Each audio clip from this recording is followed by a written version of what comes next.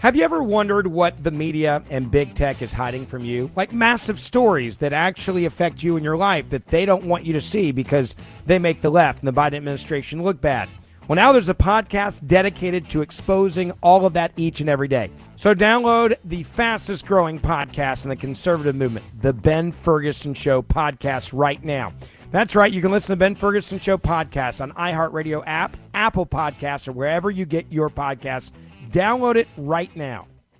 All right, thanks, Scott Shannon, and happy Monday. Glad you're with us. Write down our toll-free number. It's 800-941-SEAN if you want to be a part of the program.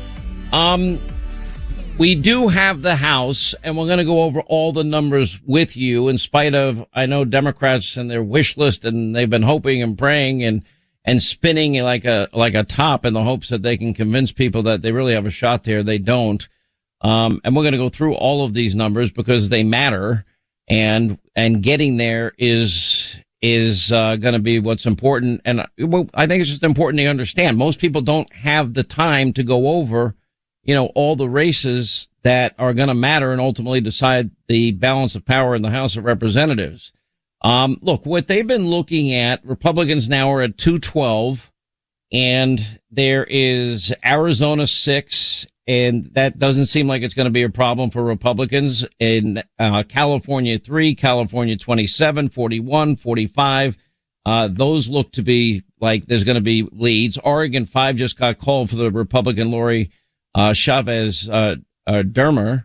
Brandon Williams in New York. I'll get to some of that in a second. Schweikert just got called by one particular group. But anyway, first start in Oregon. We got the call that Lori Chavez the Reamer, that got us to 212. This is over the weekend. And then if you look at, for example, California 41, Riverside County added 16,868 votes, and they broke 5644 for Calvert, and he has a significant 4,000 plus lead there, with only 41,000 ballots left, and they expect that they continue to be positive, from what they know about the ballots out there. So that's good for the Republicans. There was already one decision desk headquarters made a call for Schweikert, Republican, winning the House race in Arizona's first congressional district. That was made earlier today. Now, the Cook report kind of slants a little left.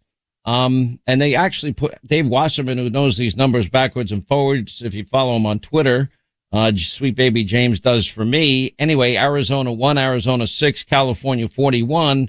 He says dreams of the House, Democrats in the House holding the majority probably died.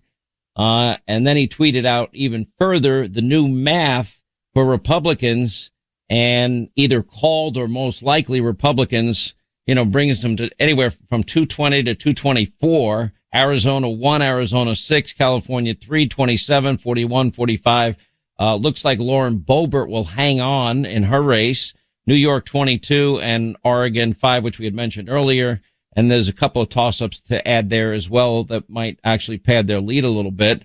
Brandon Williams seems to have been called by the Cook report to have defeated Francis Canole in New York's 22nd district, and also Mark Molinari. I don't even know if that was on the list. He was a Democrat to Republican flip as well. So, the first thing I want to say to everybody is everyone needs to take a deep breath. I'm watching and listening to people, and I'm like, you people are out of your mind. There's reasons for why people feel the way that they feel that make a hell of a lot of sense. By the way, this also in the New York Times is even predicting the Republicans now will win the House, and they're predicting a minimum of 221 seats. Anyway, so that part of it is not really in dispute anymore, and I know many have been worried over it. I probably spent most of the weekend going over every race, every number, all weekend long, so I would be prepared for today. And I think we got to go over some of the expectations that people had in all of this, and I think how people's expectations got a little out of whack. And, I understand exuberance sometimes, and there are good reasons for some of this. But I don't want to minimize what Republicans winning the House is here. It's critical. That means you get the power of chairmanships. That means you get to set the agenda in the House. that means you get the power of subpoena. That means that all those investigations from the origins of the COVID-19 virus to zero experience Hunter and his implication of his own father, it's enormously, the difference between being in power and out of power is massive. It will be a critical check on Joe Biden and his agenda. Now, Herschel Walker's race means a lot, and I'm going to tell you my theory. I would not at all be surprised if Herschel Walker wins in Georgia and you see somebody like Joe Manchin say, you know what, I've had it with this party. After Joe Biden's comments about the coal industry in the days leading up to the election and his comments about not having any oil exploration in the country, and Joe Manchin publicly rebuking Biden before the election. And then, of course, after they pressured Biden, remember, when Joe Manchin was standing up against the Democrats, he was at like a 70% approval rating in West Virginia. As soon as he gave in to the Inflation Quote Reduction Act, or the Tax the Poor, Middle Class, and People on Fixed Income Act, his ratings plummeted in the state of West Virginia to like 38. Don't think that, after Chuck Schumer and Joe Biden, remember, they made a deal with Manchin, and they said, if you go along with this bill, we will get you a pipeline that you've been asking for. And now they basically have said to him, sorry, we don't have the votes. We can't get it done. Now, if I'm Joe Manchin and my party is against the single biggest driver of the economy in my state, I'm going to be looking at the other party and possibly switch parties. So something like that I could absolutely see happening. I'm not calling it. I'm just saying it's a possibility. Look, and I'm getting a little sick, Linda. How many times have people said, people like Hannity were out there telling the people that this was going to be a waiver election? Did I at any point ever say that? No, you said the exact opposite, actually. And how many times do you think over the last year, starting in January, have I said it? Don't get complacent. Don't get comfortable. It's not over till it's over. You have to vote. I mean, how hard the Senate is going to be to win. They're all swing states, 100%. Bellwether states. Every single day. Every day. All right, you put together a montage of it. Let's play it. Let's remind people, because I'm tired of being lied about. I think your admonition is point on. I don't want anybody getting too cocky. And I've been saying that the Senate is going to be particularly hard because you have all these bellwether states. I never want people being overconfident. I mean, right now, if you would ask me if Republicans win the House and Senate, I'd say they probably win the House easily. The Senate is harder because of the states that are in play. I mean, we're looking at every bellwether state. You got Florida, you've got Georgia, you've got North and South Carolina, you got New Hampshire, you've got Pennsylvania, Wisconsin, you've got Ohio, you've got Nevada, you got Arizona, you've got Missouri, you've got Colorado, you've got the state of Washington. None of these states are easy for Republicans to win, and they have to hold in very key states, and then they have to win in other key states. It's not easy. Then I look at the Senate, and I get concerned, because every state that we're looking at is a bellwether state. It's all on the line, and I don't like to make predictions on elections. I like to give you a realistic snapshot. And right now, I cannot say with confidence that the Republicans are going to take the House and Senate. I think the odds are much higher for the House. We've got some tough races in the Senate. We've got some tough gubernatorial races around the country. There's still battles going on for these Senate races. I mean, every state that I'm mentioning is a bellwether state, maybe it can go either way. Now, I'm not mad at people that did have a more confident view or optimistic view on things. I'm not at all. And there are actually really intelligent reasons that people had a right to be. The problem is it wasn't just optimism. It was exuberance to the point where, you can cause complacency if people begin to think that things are going to go their way. Historical trends, first term presidents, midterm elections usually leave. Something else happened in last year's midterms. If you remember, we were supposed to lose a lot of seats, and I think we picked up 14. So there might have been a lot fewer seats available on the map anyway. The other thing that we're going to have to get to the bottom of is this issue of redistricting and gerrymandering, and whether or not Republicans were played and didn't do a good job on that part. I'd like to know the answer to it. I did say a wave is possible based on the conditions of the economy and the borders in Afghanistan and energy costs, et cetera. but it didn't guarantee it. Then you have other issues that had an impact on this election. In some cases, it was poor candidate selection. And the number one issue for Democrats was abortion.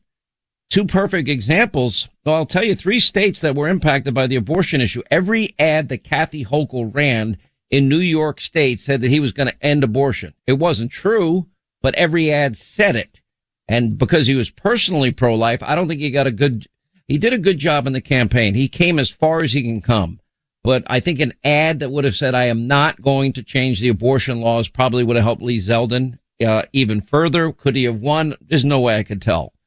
But I can tell you it had a big impact in the Pennsylvania race because the gubernatorial candidate, top of the ticket, Mastriano, had made no exceptions for rape, incest, or the mother's life, lost by 14 in a purple state like Pennsylvania. Now, some people said, well, Oz should have won. Well, Oz was able to, and he did make the exceptions. He was able to get, double-digit ticket splitting in Pennsylvania, which is almost unheard of, meaning people would vote for the Democrat for governor and vote for him, the Republican, for Senate. To get double digits, him only losing by 2 versus the gubernatorial candidate, it says a lot. I mean, look at Ohio. I'm happy about J.D. Vance's win, but he won by 6.7. And DeWine, last time I checked, won by 25. And so there's certainly, issues involving a lot of these things.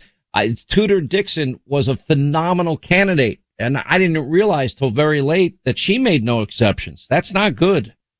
So in that sense, we have to be realistic. If we're going to play in states that tend to be purple or blue, you're going to have to make adjustments that you wouldn't otherwise want to make. Otherwise, you put yourself in a position where, especially after the Dobbs decision, that you have no chance at all. To the extent that the Democrats' closing message about MAGA, democracy in jeopardy, abortion is going to be outlawed. Republicans, they lied about Republicans wanting to cut Social Security and Medicare. How effective those lies were, I don't know. Artificially reducing the cost of gasoline by artificially increasing the world supply by compromising national security and releasing the strategic petroleum reserves. I guess politically you can tip your hat to Biden, but it did put our national security at risk in the process. We're now at the lowest level in 50 years. I think for some reason, people voted even against their very best interest just because the country's so divided. There was no open-mindedness at all. I mean, if it was a D, you're voting D. If it was an R, you're going to vote R. But then it raises something I cannot wrap my mind around is how do Republicans win 5 million more votes than Democrats because we never win the popular vote and only come away with a smaller victory in the House, not a larger victory in the House. That doesn't make sense. And then, of course, my theory on accelerated migration, if we don't pay attention to this, and the most important thing is if you're happy with what's gone on and is going on in Arizona, if you think this is a good system, if you think what happens and has been happening in Nevada is a good system, and if you think the fact we can't get congressional races counted in California, if you think this is a good system, and the disaster of Alaska we may not know until Thanksgiving, so we are told. If you think this is a good system, it's not. 90 days of voting before an election, this has to stop. Not having voter ID, I didn't have to show my ID when I voted in New York. That's insanity. There's got to be some level of standards. My choice would be Election Day is a holiday, and people can vote absentee if they're infirmed, if they're going to be out of town, if they're in the military. Otherwise, we have partisan observers on Election Day watch the voting, and then later, after the polls close, watch the vote counting. And then we all get the answer that night, like Canada does, and Great Britain does, and France does. All paper ballots. Because even if Republicans win in Arizona, how could you be a Democrat and say, wow, I have there's so much integrity in this system. What, 50,000 votes here, 50,000 votes there? Marco Rubio said it best. They counted 7.5 million ballots in 5 hours in Florida. And now you're telling us you can't do it in a week? It's insane with much lower populations. This has to change. Every American, regardless of whether you're a Democrat, Republican, liberal, conservative, should be livid about this. Have you ever wondered what the media and big tech is hiding from you? Like massive stories that actually affect you in your life that they don't want you to see because they make the left and the Biden administration look bad. Well, now there's a podcast dedicated to exposing all of that each and every day. So download the fastest growing podcast in the conservative movement, the Ben Ferguson Show podcast, right now. That's right. You can listen to the Ben Ferguson Show podcast on iHeartRadio app, Apple Podcasts, or wherever you get your podcasts. Download it right now. Newt Gingrich here, and I'd like to invite you to listen to my podcast, Newt's World. Most people know me as the former Speaker of the House, but I'm also a historian with a wide range of interests. I enjoy talking with fascinating people across a variety of topics. On Newt's World, we've had some extraordinary guests join us, like former Secretary of State Henry Kissinger. Ending the war in Vietnam was a necessity in order to help heal the divisions in the country. John Clifton, the CEO of Gallup. The world has been winning the war against hunger for 4 decades. In 2014, it switched. We have a serious hunger crisis. And House Republican leader Kevin McCarthy. What I've really found the Republican Party to be, it's the party of the people, the working people of America. I release 3 episodes of Newt's World podcast every week, and I hope you'll find my conversations engaging and informative, and hopefully we'll both learn something new. Listen to Newt's World on the iHeartRadio app, Apple Podcast, or wherever you get your podcast. Hey everyone, it's Raja, winner of RuPaul's Drag Race Season 3, and your queen of She Done Already Done Had Herses of All-Star 7. I'm joining Alec Mapa and Lonnie Love on Squirrel Friends, the official RuPaul's Drag Race podcast. Listen to Squirrel Friends, the official RuPaul's Drag Race podcast, every Monday on the iHeartRadio app, Apple Podcasts, or wherever you get your podcasts. Don't miss it. Have you ever wondered what the media and big tech is hiding from you? Like massive stories that actually affect you in your life that they don't want you to see because they make the left and the Biden administration look bad. Well, now there's a podcast dedicated to exposing all of that each and every day. So download the fastest growing podcast in the conservative movement, the Ben Ferguson Show podcast, right now. That's right. You can listen to the Ben Ferguson Show podcast on iHeartRadio app, Apple Podcasts, or wherever you get your podcasts. Download it right now. Newt Gingrich here, and I'd like to invite you to listen to my podcast, Newt's World. Most people know me as the former Speaker of the House, but I'm also a historian with a wide range of interests. I enjoy talking with fascinating people across a variety of topics. On Newt's World, we've had some extraordinary guests join us, like former Secretary of State Henry Kissinger. Ending the war in Vietnam was a necessity in order to help heal the divisions in the country. John Clifton, the CEO of Gallup. The world has been winning the war against hunger for 4 decades. In 2014, it switched. We have a serious hunger crisis. And House Republican leader Kevin McCarthy. What I've really found the Republican Party to be, it's the party of the people, the working people of America. I release 3 episodes of Newt's World podcast every week, and I hope you'll find my conversations engaging and informative, and hopefully we'll both learn something new. Listen to Newt's World on the iHeartRadio app, Apple Podcast, or wherever you get your podcast. Hey everyone, it's Raja, winner of RuPaul's Drag Race Season 3, and your queen of She Done Already Done Had Herses of All-Star 7. I'm joining Alec Mapa and Lonnie Love on Squirrel Friends, the official RuPaul's Drag Race podcast. Listen to Squirrel Friends, the official RuPaul's Drag Race podcast, every Monday on the iHeartRadio app, Apple Podcasts, or wherever you get your podcasts. Don't miss it. You know what's sad, too, is the extent to which voting in this country has dramatically changed. You know, I look at these numbers and I find them unbelievable. I look out, for example, in Arizona, and there's no question that Republicans who control states like Arizona, now, again, you have Katie Hobbs running the election, yet she's running for governor, complete conflict of interest, should have recused herself. But, you know, for Democrats, you know, elections are now lasting weeks and in some cases months. In Arizona, you could literally cast your ballot by mail anytime starting a full 93 days before the election. 93 days, to canvass nursing homes and senior centers and high school and college campuses and whatever. I'm not even talking about anything nefarious. You know, just the pure length of time. I don't think a vote should take place until every final debate has been happened. I think people deserve those debates. And in many cases, most Democrats, they either didn't debate like Katie Hobbs, or they debated like John Fetterman just, a week before the election after 5 or 6 weeks of voting had taken place. How is this fair to the American voter? Hannity is on right now. All right, 25 now till the top of the hour. 800-941-SEAN is our number if you want to be a part of the program. Is there anybody in this country that can make the case? If you can, call me now. 800-941-SEAN is our number.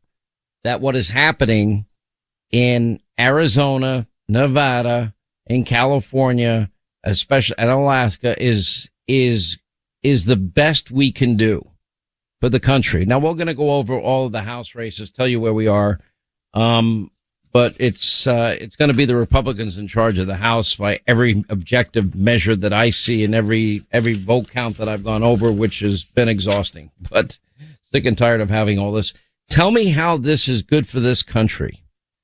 Well, and if we start from the basics and you ask the question, what would be the best voting system the United States of America could adopt? What would your answer be?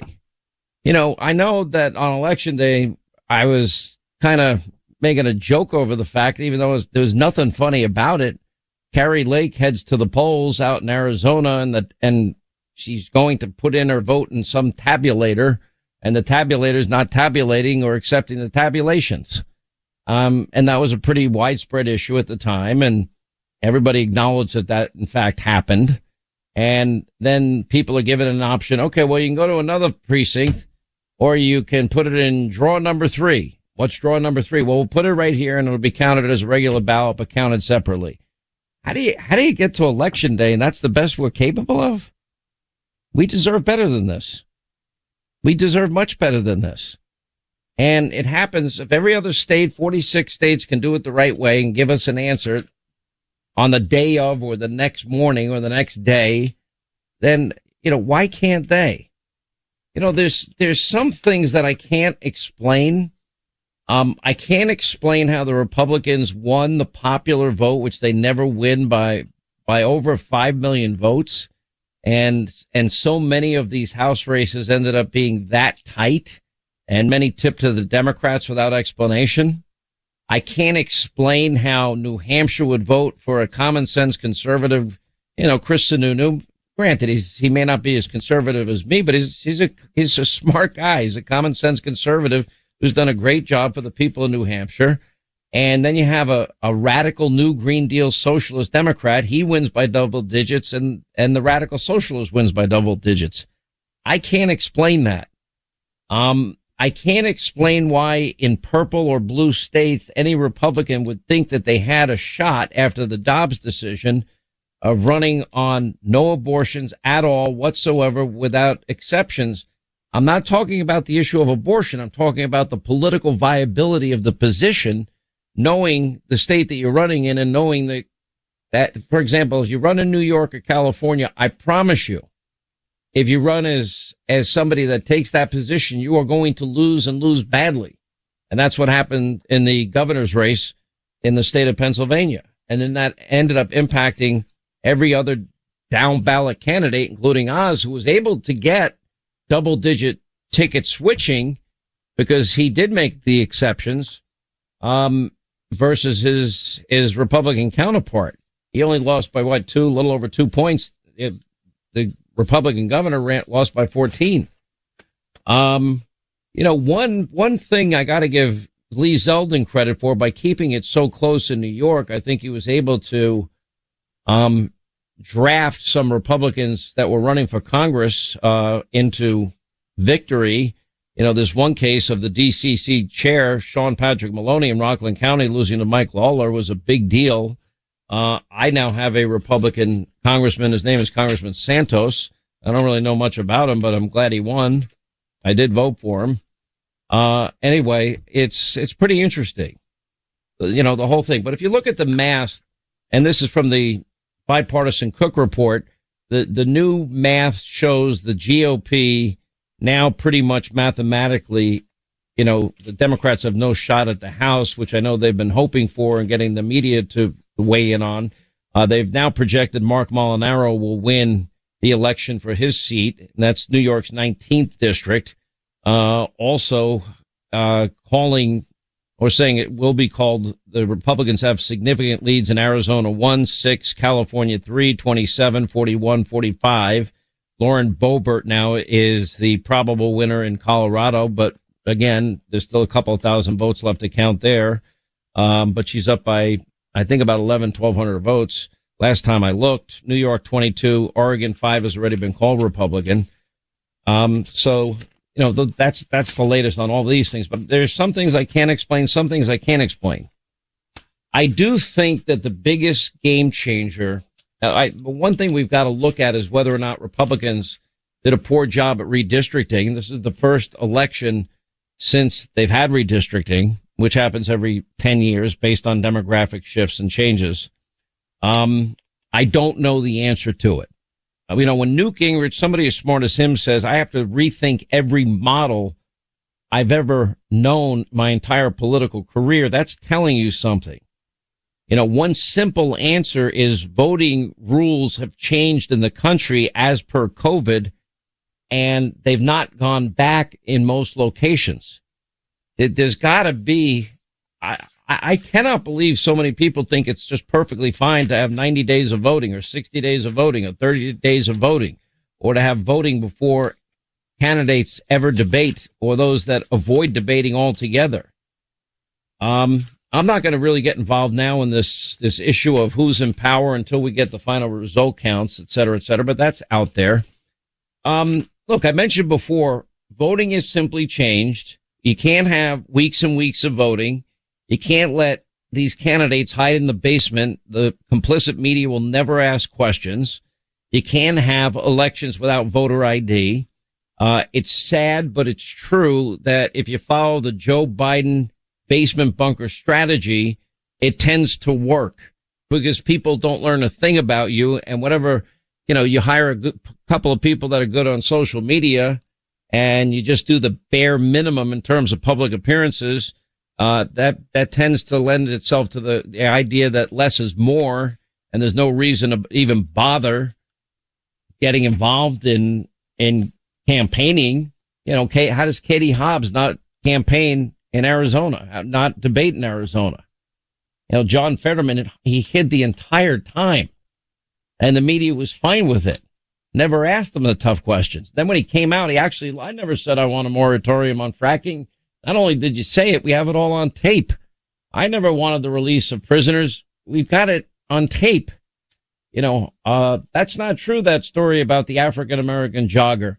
We have him on tape saying you pointed a gun at him, and we have you on tape saying you probably broke the law. You know, did people just ignore some of these positions, some of these radicals? I don't know. You know, the three most radical candidates running certainly were Fetterman and Mandela Barnes, and Ron Johnson had $100 million in money dumped on his head. And this radical, you know, nearly snuck in there. I mean, it's crazy how insane this guy Mandela Barnes doesn't reflect Wisconsin. That I can tell you as a fact.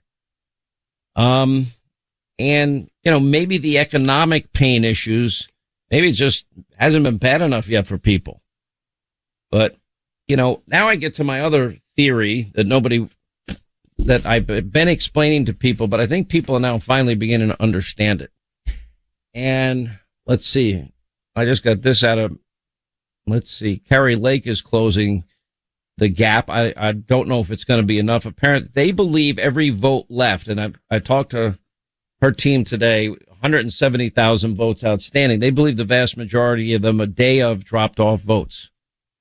But what I don't know and don't understand is last week they had 600,000 ballots, and they believe 400,000 of the 600,000 were day of votes that were dropped off. So only now it's beginning to show up, as she literally made up, I think, about 12,000 votes in the last 24 hours, which is a significant amount. That race is not over by any means. So I've been telling everybody about what I call accelerated migration. What does that mean?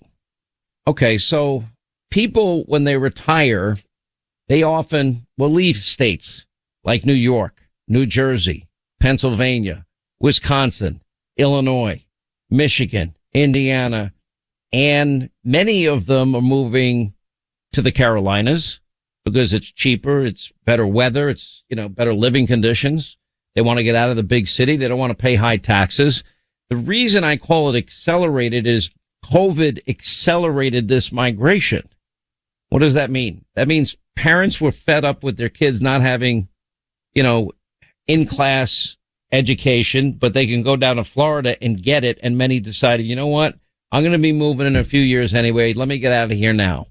People fleeing high tax states, all the ones that I just mentioned.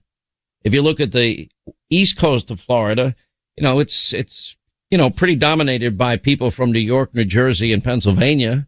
If you look at the west coast of Florida, it's very Midwestern. People from Indiana, people from Wisconsin, Michigan, Illinois, they're all down there. And the people that are moving tend to be more conservative, that want lower taxes, that are tired with burdensome bureaucracy. At the point of COVID, they decided that was the tipping point for them, and they wanted their kids to have in-person education. So that pushed them over, and they made the switch.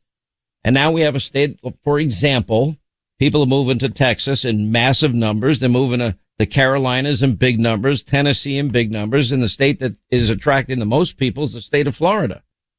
And it's now beginning to show itself.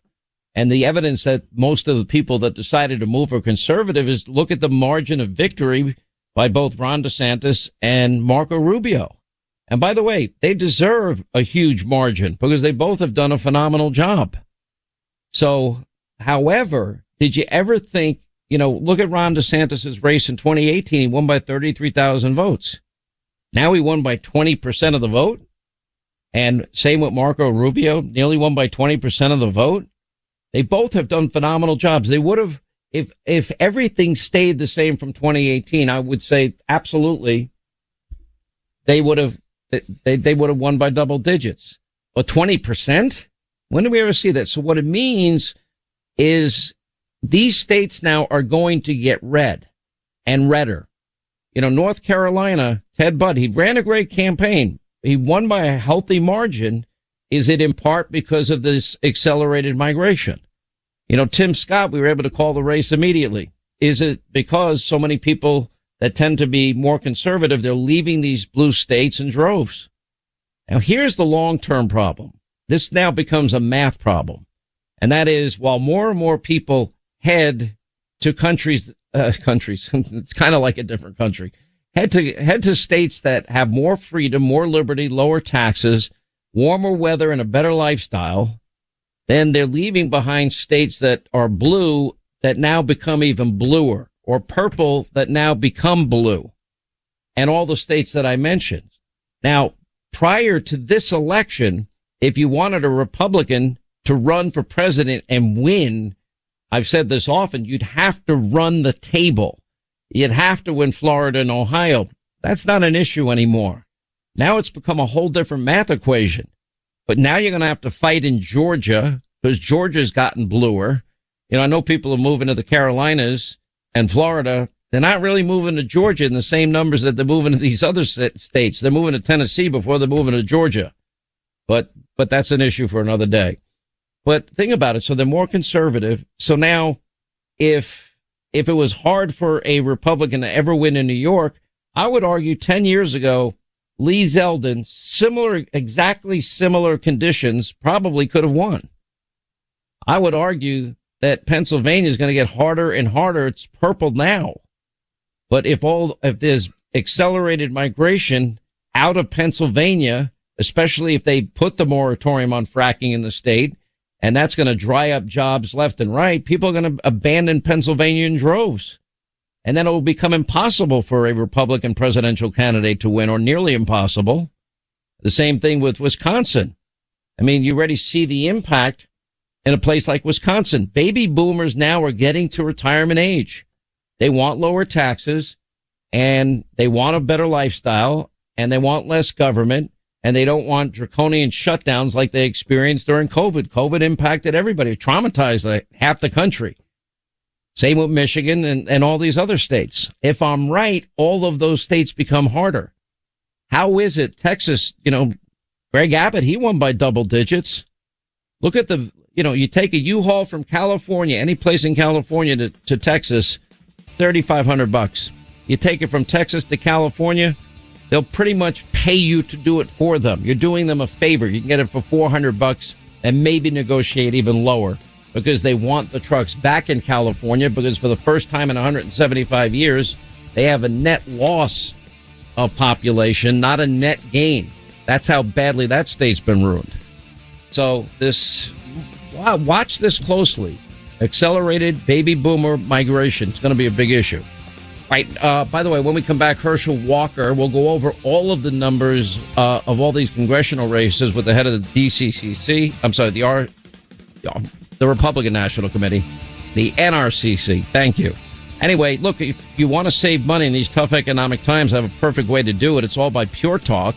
Many of you have not yet abandoned your big carriers that are robbing you blind. Verizon, AT&T, T-Mobile, you're overpaying. You can get the exact same cell towers, exact same 5G network.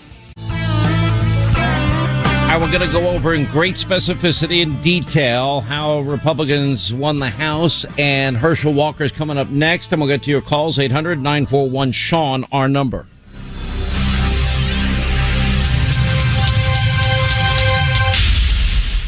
Have you ever wondered what the media and big tech is hiding from you? Like massive stories that actually affect you in your life that they don't want you to see because they make the left and the Biden administration look bad.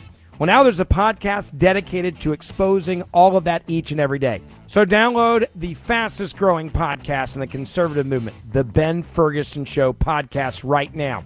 That's right. You can listen to Ben Ferguson Show podcast on iHeartRadio app, Apple Podcasts, or wherever you get your podcasts. Download it right now. Hey everyone, it's Raja, winner of RuPaul's Drag Race Season 3, and your queen of She Done Already Done Had Herses of All-Star 7. I'm joining Alec Mapa and Lonnie Love on Squirrel Friends, the official RuPaul's Drag Race podcast. Listen to Squirrel Friends, the official RuPaul's Drag Race podcast, every Monday on the iHeartRadio app, Apple Podcasts, or wherever you get your podcasts. Don't miss it.